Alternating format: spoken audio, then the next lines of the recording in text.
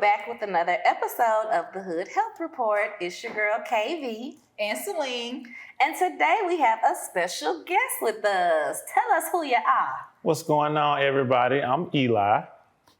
What do you do, Eli? I'm 6th grade social studies teacher. Okay. All right, so you see, give it up, give it up. Educators. You gotta clap for the educators, especially in the time that we're living in now, post-COVID, with all of these regulations and crazy things going on in the classroom. So we brought in Eli to talk about some of those classroom issues, some classroom mottos, and just everything teaching. So first we're gonna get into some this or that so we can learn about you. Yep. And also if we got some new watchers, new listeners, we'll also answer the questions as well. Okay. Yes. So the first this or that is PWI or HBCU? That's tough. I went to PWI, so of course I'm an advocate for PWIs, but no disrespect to my HBCU goers or my people of the HBCU alum. So, but PWI for sure. What school did you go to? Middle Tennessee State University. Go Blue Raiders. So yeah. Raiders. Okay. Celine. Similar PWI, so of course I'm always, rep where I came from. But like I said, if I could go to HBCU, I probably would go to HBCU for like my doctoral degree. Okay. What school did you go to? Memphis. Memphis. Go Tigers, go. Go Tigers, go. Woo!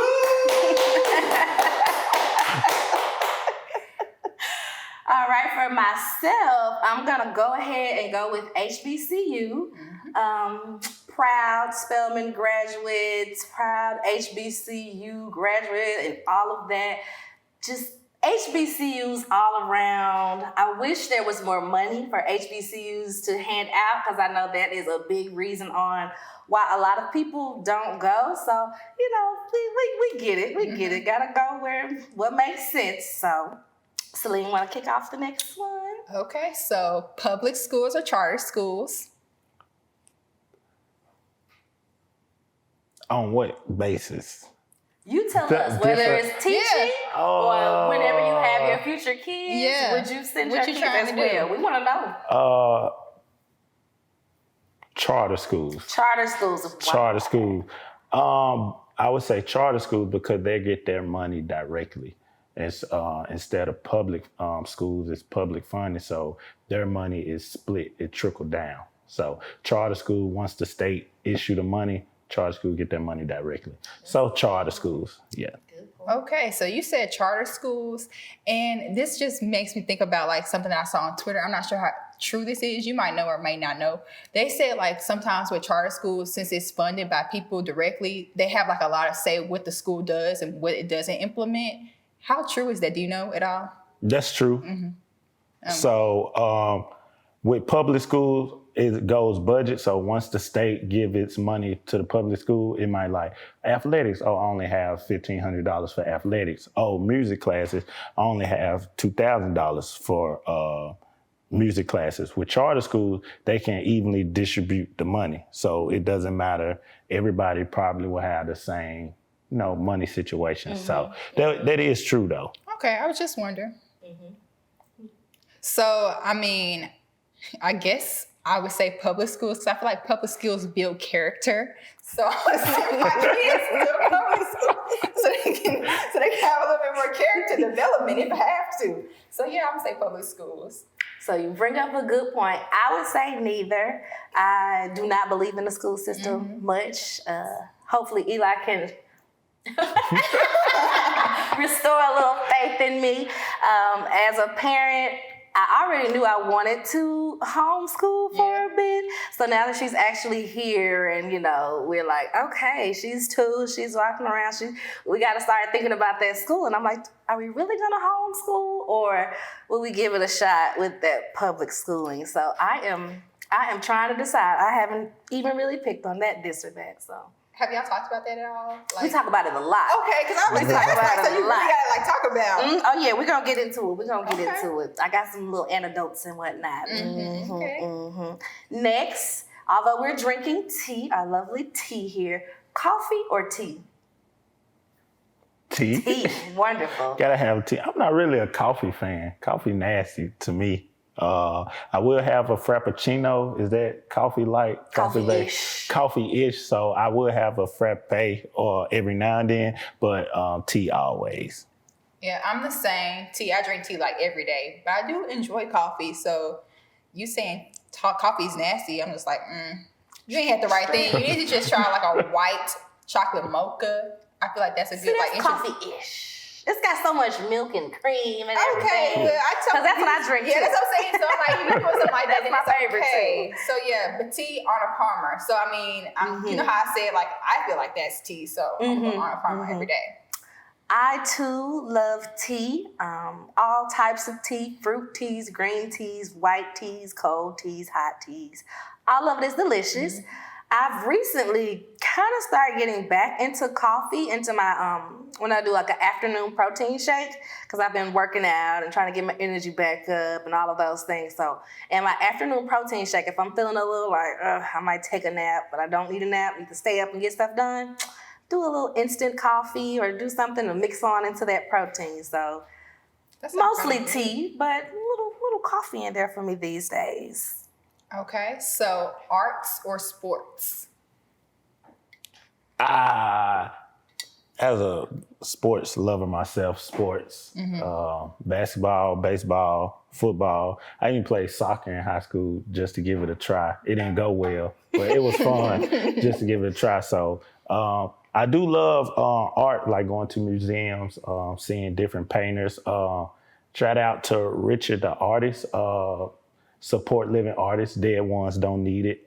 That's his brand and logos. So that's real. Yeah. So I do like African American arts and culture in that sense, but sports for sure. Sports. Do you coach any of the sports or want to tap into the gym side of the teaching? I do. I thought we was gonna save it, but I am also I can't say with school, but however, basketball and baseball coach as well for my school. So okay. I'm also sports. I grew up running track. I did other sports, but track for sure. Went to state for that. Went to college doing sports, like you were talking about earlier with funding and scholarships and stuff like that. So sports all day, every day. But I do enjoy arts. I don't necessarily think I'm the most creative people, but when I see other creatives doing creative things, it's very intriguing. So where does dance fall? Some people say this falls in the middle, right? Yeah. Kind of falls in the middle. So I guess I'm in the middle. I'd say sports because it's very active, but it's still the arts in that you're creating something, unlike the hard sports where you're, doing a game or you're doing this to complete this task. With dance, it's a bit of both. So I'll say I'm in the middle with that. Okay, so that concludes this or that. Yep. So next up, you okay? You okay? You made it through.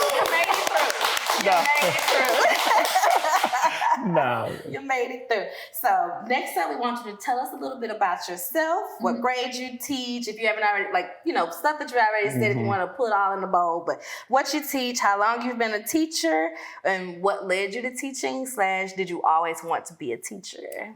Okay. I go by Eli, sixth grade social studies teacher. I've been in the teaching field for 5 years now, since graduating from Middle Tennessee State University. Originally, I wanted to go into the athletic side as being an athletic director for college or university, but I seen the politics that was in there. So my backup plan was youth athletics, eventually creating my own youth foundation LLC program. So I went into, before I started teaching, I went into Job Corps, Benjamin L. Hook's Job Corps. It's a second chance program for youth. But then COVID had struck. And then so I went into the teaching element. So I enjoy what I do for the most part, giving that foundation to students. It is a tough process. Shout out to all the teachers because every day is a hard thing to do when you get up. But yeah, so. Okay. Okay, so next up, we're going to get into some interview questions. We like to call this segment, What's the Tea? So you're going to give us the scoop. Here's the tea. And take a sip every now and then. Go ahead. Whenever you need to take a minute. Go ahead. So, all right. So you can. Okay, so the first one is most difficult part about teaching during the pandemic. So when the pandemic first started, I was in elementary setting, and so the difficulties about that was kids always touching stuff, whereas kids don't understand why they can't play with their friends or things, or why they can't just go hug someone or share things, whether it be a crayon, coloring pencil, or even a sheet of paper. So that would be the most difficult part about little kids sharing things, because as a child, you always, hey, have a piece of this, or you can use mine. So for me, that's the most difficult part, because they're not understanding 6 feet or 2 people at a table when their friends is on the other side of the table. So that was tough. Yeah, you mentioned that. My nephew, he was in like 3rd grade at the time. We would put him on the bus with one mask. He would come back with a completely different mask. Like, it was bad. Like, I'd be like, that is not yours. Where did you get that from? He'd be like, I don't know. My friend gave it to me. So y'all are sharing masks at school? Or he'll be like, well, I took it off to get some water. I don't know where it went. He'd be like, my teacher's so mad at me. She gets mad at me every day because I lose my mask. I'm like, because you're not supposed to take it off. Like, keep it on. He just didn't understand it at all. So I completely understand the kids touching, the kids wanting to play, be friends, switch masks, all that. So walk us through how you went from a but elementary school teacher through the pandemic to now being 6th grade. What was that in between? Well, I always wanted to do middle school, because my philosophy was they're not old enough where they don't, where they're defiant, but they're still young enough where they're listening. I was wrong, because the middle schooler these days are twice their age, but it's still a process. So when I was at Job Corps, one of my mentors, Coach Williams, he was also at Job Corps with me, and he was just telling me, hey man, you're a great fit in education. I think you need to go that direction. I always thought that you have to have an education degree to go into education.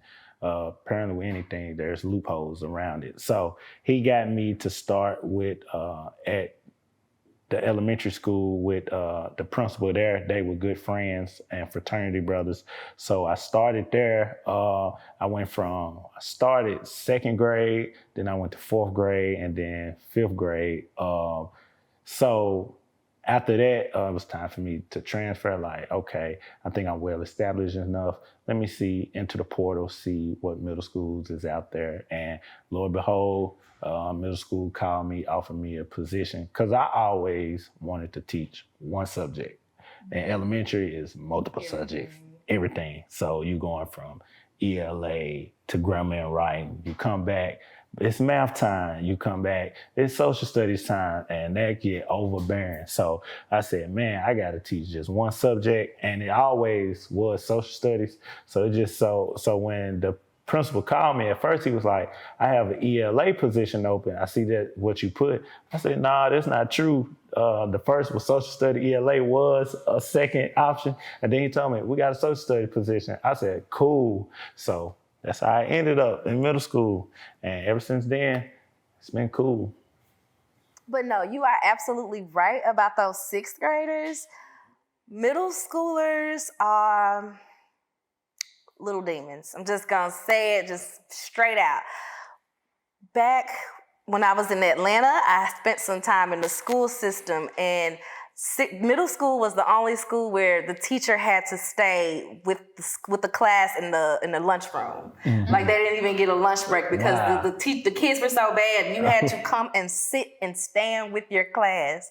And that was pretty much all of the schools that I visited in DeKalb County, Georgia at the time. So that's what really deterred me from middle school anything. Yeah. They're developing, like they're just... Yeah, they're developing. So they're trying to figure themselves out, and that is an interesting place to be in, with the teacher that you may or may not like. Yeah. I liked high school because high school, either you're going to do it or not. You can sit in the class or you can leave. It is that simple. Yeah, it's your choice at that point. And 9 times out of 10, they going to do it because they trying to graduate. They trying to graduate. They fed up with school, so they trying to get out. Okay, so the next question. So while we were studying, researching for this article about different COVID regulations and things, we saw that a lot of the articles mention a decline in mental health in teachers and students. And I would say, did you experience that on either side? Like you saw your students kind of having a hard time, or did you yourself like need to take a step back sometimes or kind of, revisit why you're doing this to keep you going for the day? The biggest issue, it was students being behind because, with the COVID, they spent 2 years at home learning. However, teachers didn't have full, control or watch over that because we don't know what you're doing at home. They say that your screen is online, but we see you in the bed sleep. So that was the frustrating part as an educator, and I'm pretty sure other educators, the virtual learning, because it was a process where the kids get laptops, they break them. Kids around with no Wi-Fi, how they gonna log in? And as far as admin, still trying to observe and doing observation on teachers to ensure that you are teaching and students are learning, it's tough. So from that aspect, it was maybe hard on people's mentals. Not me though, because I'm it is what it is person. So either you get it or you don't. I'm not gonna let that worry me. However, for most teachers, that was a huge reason why you see a decline in the teacher job ratio for teachers because of the pandemic and how hard it is and trying to get students back on track after being not in a classroom setting. So I have 2 things. The first thing is I was a student during the pandemic, so I was getting my master's degree. And I will say it was a little stressful.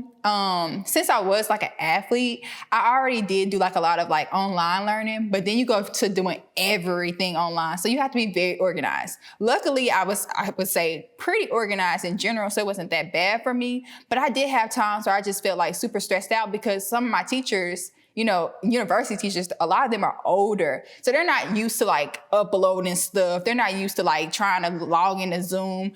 It gets to the point where it's just like, I'm trying to teach myself a lot of this information, and this is new information to me because I'm doing a master's program. And I'm not doing like undergrad or like, general studies where you can like kind of play around, figure it out.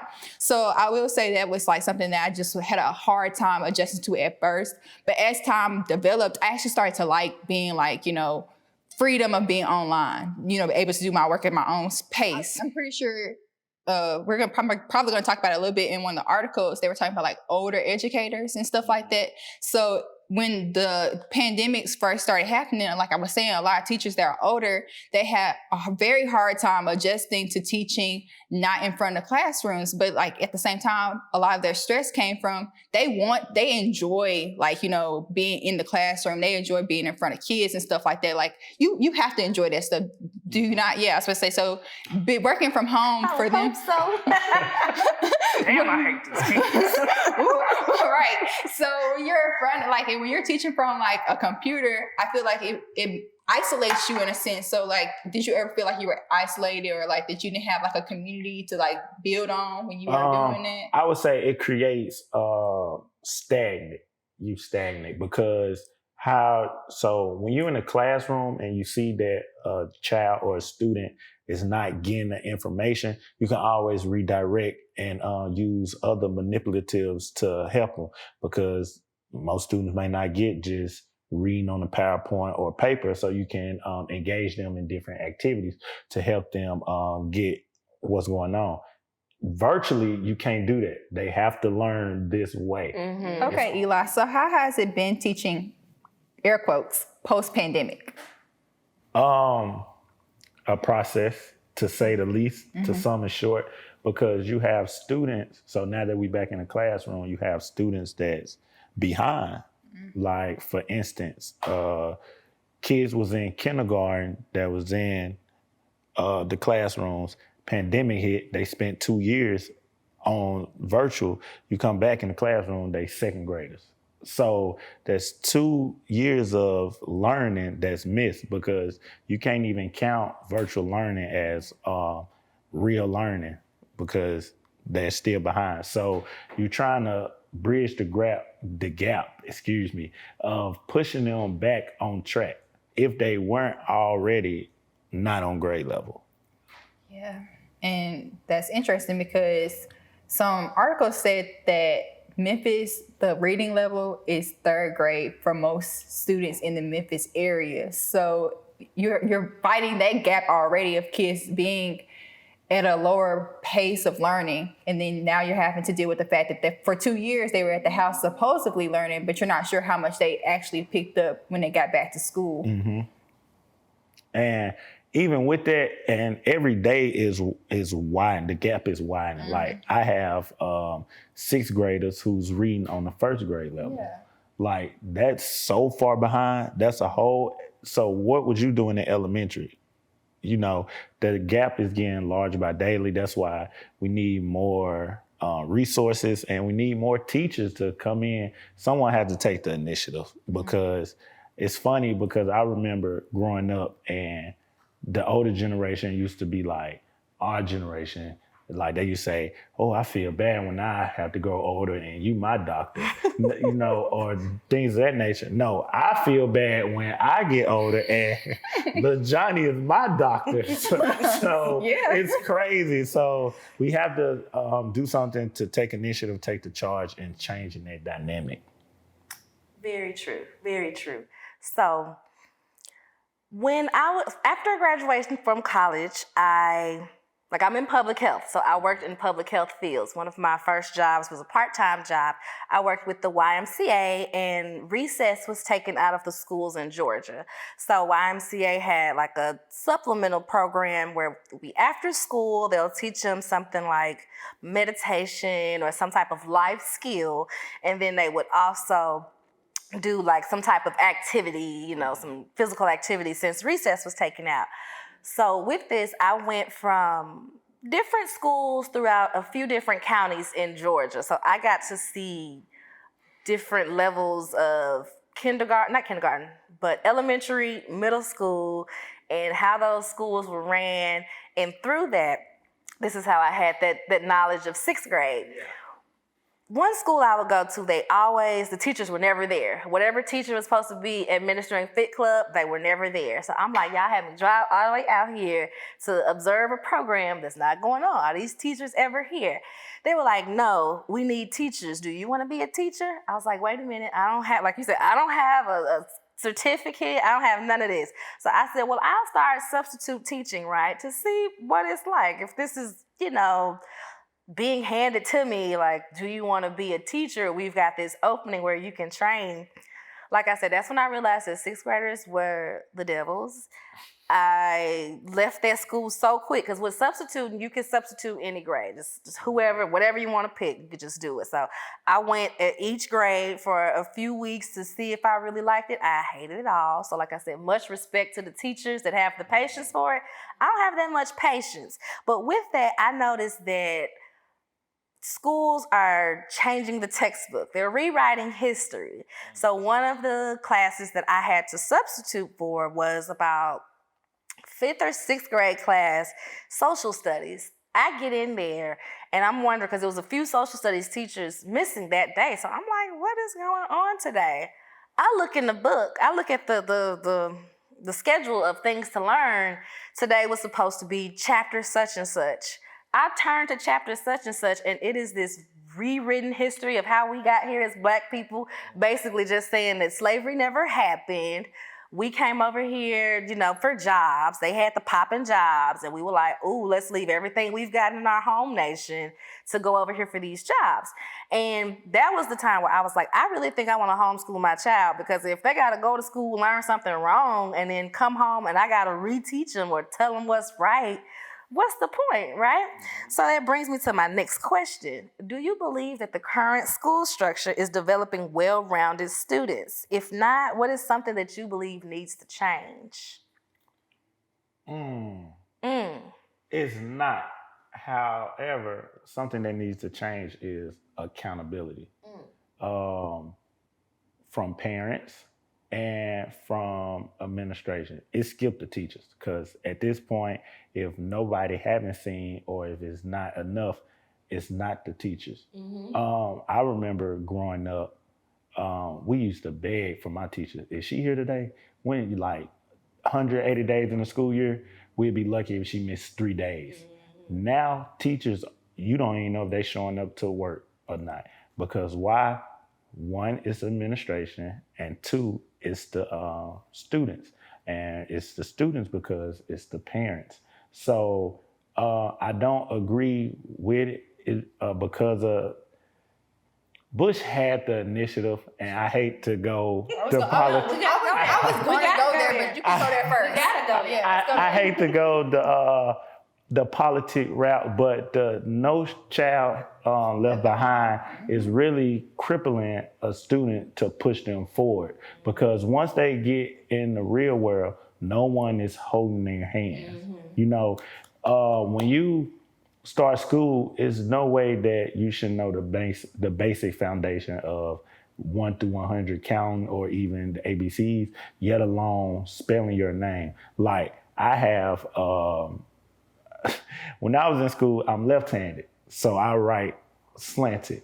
Teachers tried so hard to make me write straight up and down. Naturally, left-handers, we can't because it's something with the notebook. It's against us. However, but that's the proper structure you write, even from left to right. As a left-hander, I would write right to left. But of course, that got fixed. But you have students now, to go back to that, another reason because of that, because we had writing classes or computer classes to help with the structure of that. Now, you got students in 8th, 7th grade writing on the wrong side of the sheet of paper. They writing backwards. Like, you know, the line's supposed to be the red line's supposed to be on the left side. Use your fingers to indent. They don't know none of that. So I feel like a lot of that is because of the No Child Left Behind initiative. Like, you crippling the students for success. I completely agree. I was going to bring up No Child Left Behind. I feel as though No Child Left Behind, like you said, it cripples students, but it also doesn't give them an opportunity to see how the real world works. So when they get grown or they get to college, if they go to college, they think that everything's supposed to be given to them. And that just like relates back to sports. Kind of when I was growing up, when I did sports, everybody didn't get a trophy. You either got 1, 2, 3. If you wasn't 1, 2, 3, you just didn't get a trophy. But now everybody is awarded for doing the bare minimum. Some students, they get rewarded for coming to school. They're bad. They don't even want to come to school. But if they go to school for a week, they'll give them a surprise or something like that. I know that to be a fact because my nephew, he goes to school. He just doesn't necessarily like school. But he doesn't like school because he's one of those students, like you probably have some of them, they understand that school is for you to learn. He doesn't like taking school outside of school. He doesn't like doing homework. He doesn't like doing any of that stuff. But that's because he feels like school, that's where you're supposed to get all that stuff done anyways. Why do I have to bring it home? So for him, the teachers always say like, he's great, but he just doesn't like to do things outside of school. Why is that? And I think you just have to, like, as a teacher, be understanding to each different child and the way they like to learn. And I feel like a lot of times they try to place all the kids in one box with the No Child Left Behind. It's like, even if you aren't getting it from like the house, luckily he has a lot of people that want to see him succeed. So we don't force him, but that's the wrong word. We encourage him, we do. And we make sure that he understands like, hey, this is the reason why you're doing this. So he's not ever to the point where he's not getting the stuff that he needs to get done. But that also reflects on like the parents, like Eli was saying. If a parent isn't involved and then you send a student to school to learn and the teachers aren't teaching them stuff, then you send them back home, they're not gaining anything, but you're going to continue to let them go to grade from grade to grade. And then they get to the real world and they have no skills. They're not setting themselves up for success in the long run. That's how I feel about it.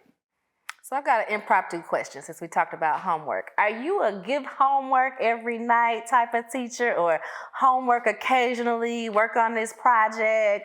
What type of teacher are you? Honestly, when I try to give homework because it's the standard. However, sometimes I even be forgetting that I gave them homework because I have so much going on. And it's always that one student.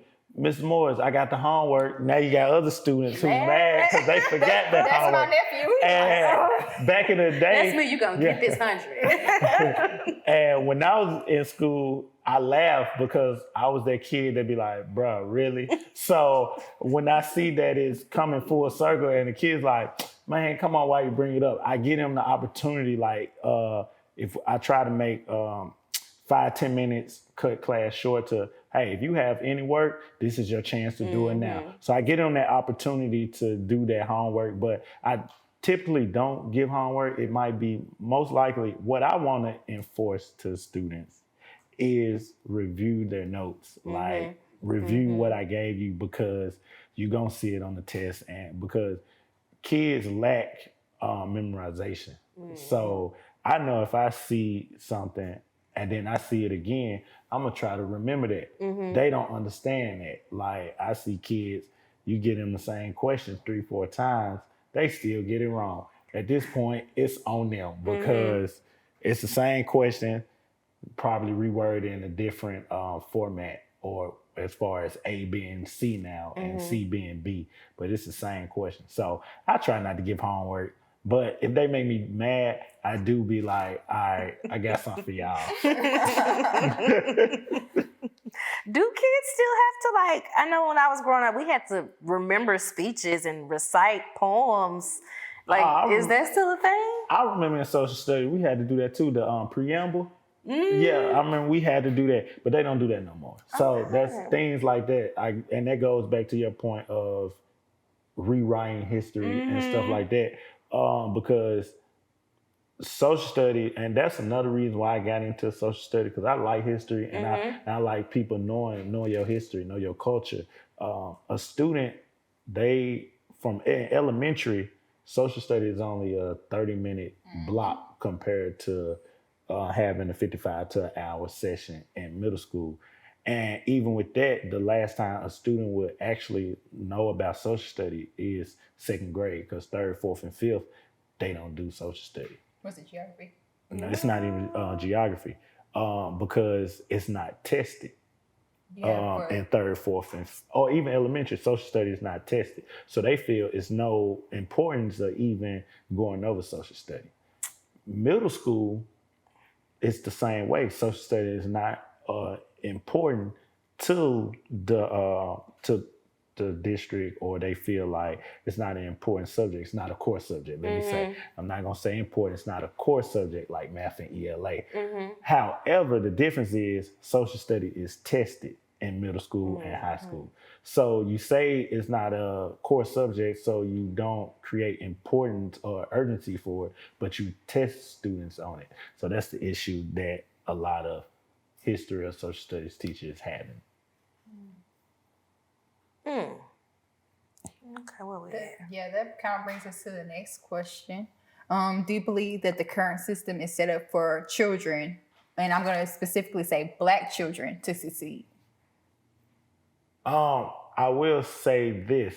I feel like more resources is needed for every student, either African American, white, Asian, or the Latino. It's the resources is needed for really. You brought up the YMCA, so really the after school resources is needed for students. Something to keep them engaged, like technology or whatever the basis is. Like, it's nothing for the students to do that keeps them engaged. Like after you take out the aftercare programs, you take out the music programs, you take out the arts programs, the drama club programs, the choir programs. Like, I remember having all these programs. Like, it's nothing. They think that straight academics is the way to go, but that's why the absentee rate is high, because students don't want to go to school. So, And like you said, parents some parents ain't gonna be eager to get their kids to school. Like we was talking about Abbott Elementary a few weeks ago. Like on Abbott Elementary, where the lady was bringing her child to school 30 minutes late every day because she was like, "Oh, I just take them on my way to work. I didn't think it was that big of a deal." Like, no, you have to take your child to school on time. That's how parents think, though. Parents think, but it's nothing for them. But like, I remember you didn't want to go to school when I was growing up, but it was fun because the people around. And so I used to tell my parents, like, hey, I got to go to school. I want to go to school. It can even be the last day of school. If everybody the day before say they going to school, I'm going too. I'm going. Yeah, I like going on last day. It's my last day. I'm going to see y'all. So we outside. So next week we talk about the book ban that's going on in Florida and a few other states. You've heard about that, right? So has that affected your classrooms at all, or has administration made a statement about it? Are they for it or against it? What's your... As far as taking out textbooks, or is related to the history part? This it's not necessarily textbook, but like the additional readings. So you know how you would have like a summer reading list in high school. So some of those books they say contain, they like to use inflammatory words like, oh, it contains pornography, but it doesn't. It just has someone who, you know, may not be so sure about their identity. So they don't know if they want to be called he or she. So a book may contain something like that. And so since that's giving children a gateway to, you know, see different lives, a lot of parents don't approve of that. So they say, nope, that can't be, you know, my child can't read that. So the whole district now has to do away with that. Has Shelby County, whatever school system you work for, I'm not sure which one, whatever school system you work for, have they made a statement on this? Or is there some newsletter where they say they're for or against it, or they're saying, nope, we're going to keep these books in the classrooms, no worry, teachers, or they haven't said anything about it? Well, when it comes to resources, that goes back to resources. We don't even have the funding, not to talk about nobody, to even have those different type of books. Like I remember going back to my school, like we had book series like the Blue for High series, or To Kill a Mockingbird, or what's another one? To Kill a Mockingbird is absolutely on that list. It's on the band list. It is. But you know, so things like that, we had those type books. It's like one of those books, like when you get to 9th grade literature, or when you get to go back, when you get to 7th grade, this teacher right here, you gonna read that book. Like my brothers and them, we didn't have to pay for, because I had 3 older brothers who was over me. My mom was like, we didn't even have to pay for the book again, because here it go in the back closet. We know you're going to have to use it. Now, some pages might have been torn out of it, however, but my mother like, we not finna pay for that book again. So it's tough to say the least, but I feel like that's kind of, as far as Florida and the state, that's kind of being hypocritical, because when it comes to television shows or things of that nature, or same communal bathroom, it's like you support that cause. But now, on the other hand, when it comes to reading or expanding knowledge, it's an issue. So it's control. Well, I don't want to talk too much about it right now, my personal thought process, but I think I have a lot of people controlling the narratives that they're painting. So the next couple of questions are going to be like personal value kind of questions. So as a male teacher, well, a Black male teacher, what's the most rewarding part of your job?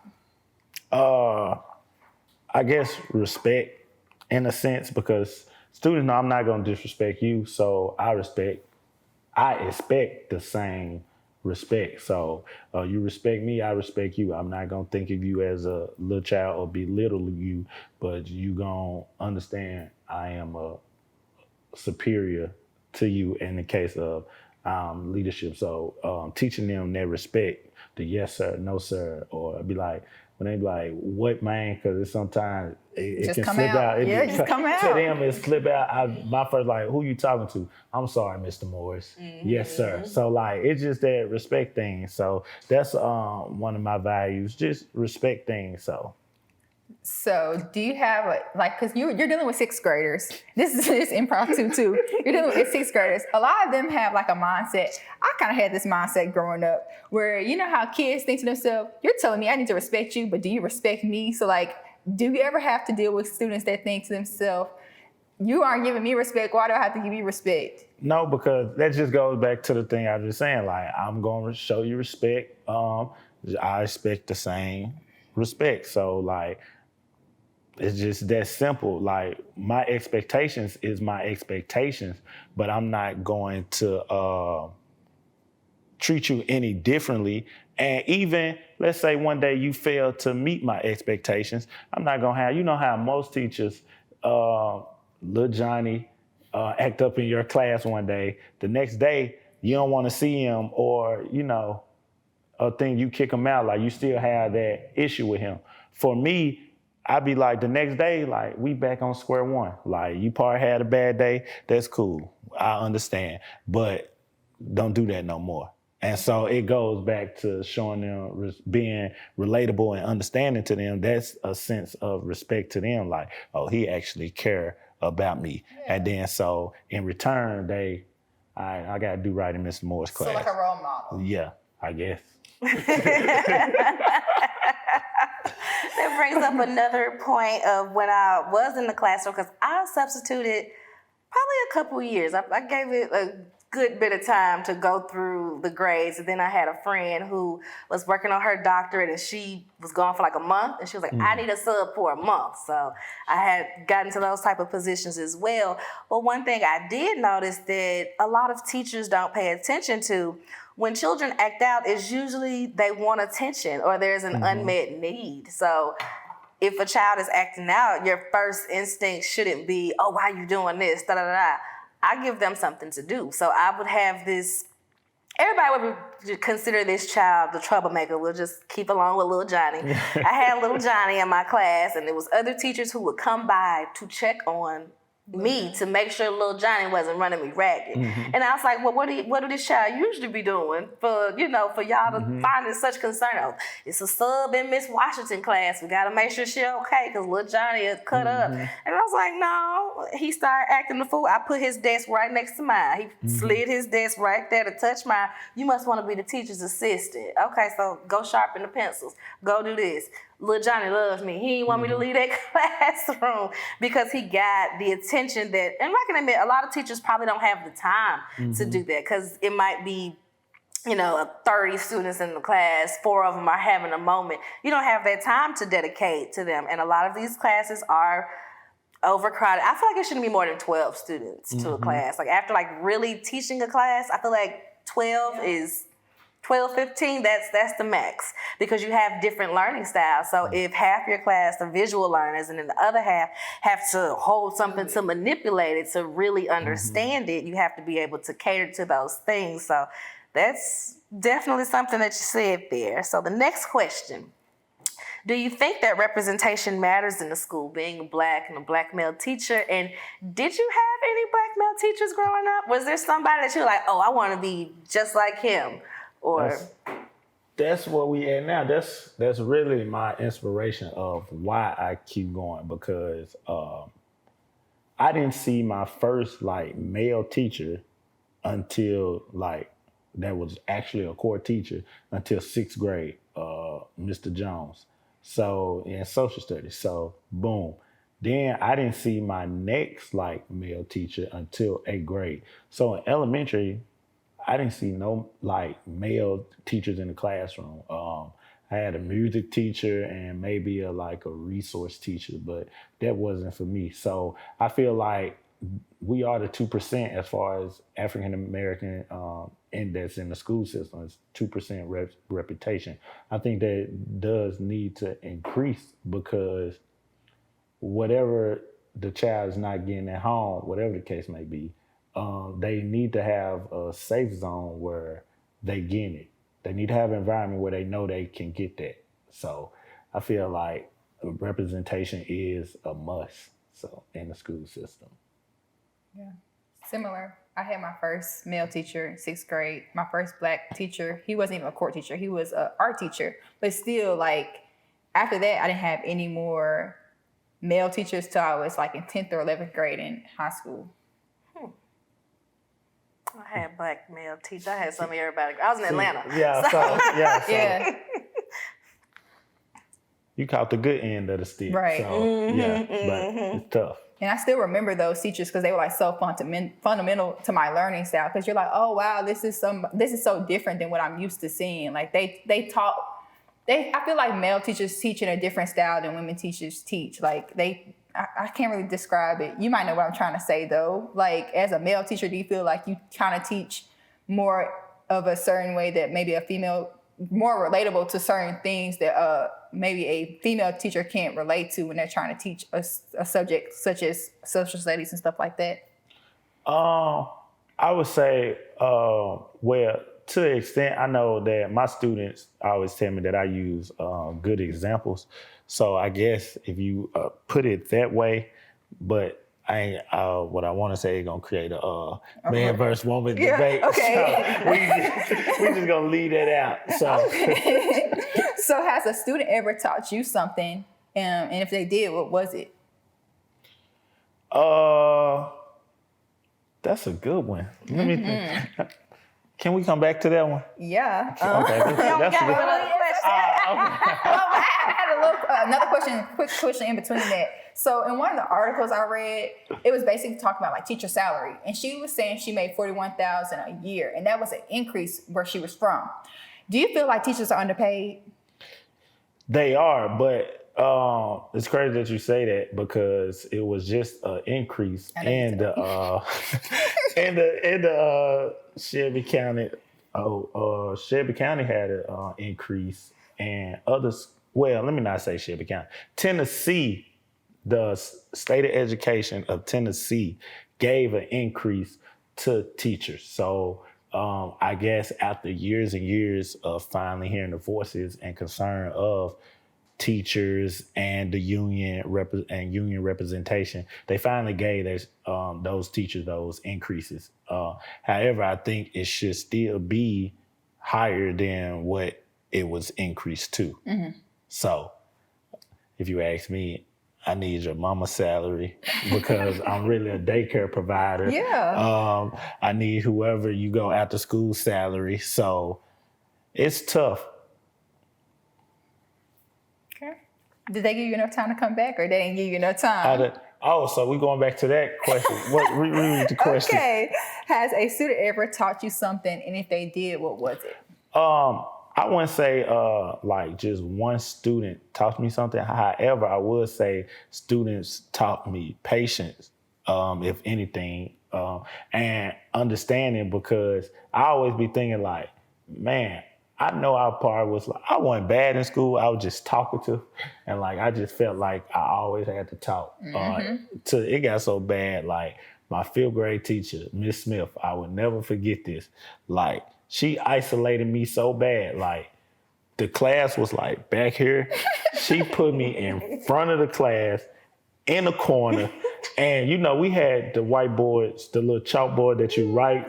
The little easels that you can walk around, right? She put that joint in front of me. So I was like, and when my mama and them, my mother and father came to school, she was like, he just talks like uncontrollably. You got something to say. It got to the point, like, that's why I laugh at the audience, like, it don't matter where you move me to, I'm cool with everybody in the class. And that was just me, like, you can move me over here, I'm cool with everybody in the class. So I always wanted to go back to that point, like, man, was I like this? I know I wasn't like this. So I guess patient and being understanding, and you got to realize, like, yeah, it's coming back full circle. Like, this was you. So you just got to understand it. Just respect them and keep your respect. Okay, and our last question is, do you have a teaching motto or some type of teaching thing that you live by? As far as me or to the students? Both. Do better. So, like, even, whether it's grades or behavior or participating in sports or whatever it is, if you know that you didn't get the results that you was looking for, just do better. Not necessarily do your best, but every day you just want to do better. So when you get to time to perform again, your best is there. So every day, just do better. Improvements. So when they get ready to leave my class, Ms. Moore, I just be like, do better. so like, do better. So yeah. Anything else you want to add? Something that you want the listeners to know, or a question we might have forgotten, but you're like, oh, I want to say this about schooling. No, I appreciate you guys for having me. Y'all probably say this, but like, subscribe to the Hood Health Report. Yeah, tell them. KB, you know. Yeah. Support Black businesses. Yeah, hear me. You know, share it. Did you drink your tea today? So Did you drink your tea? that's it. That's I know they're gonna have where they can follow me. Oh yeah, we gonna Give them the people your socials. Where you want the people to Why I find got a point there? It don't matter, y'all. It don't matter. Do You can follow me at Morris Xco _. That's MorrisXco _. You know, I've been seeing y'all be getting a little followers and stuff. Celine, she be getting followers and stuff. So you can follow me on Instagram. So yeah. Make sure you follow the pages: Facebook and Instagram, Hood Health Report, Twitter, Hood Health Pod. Thanks and bye-bye. See y'all next time.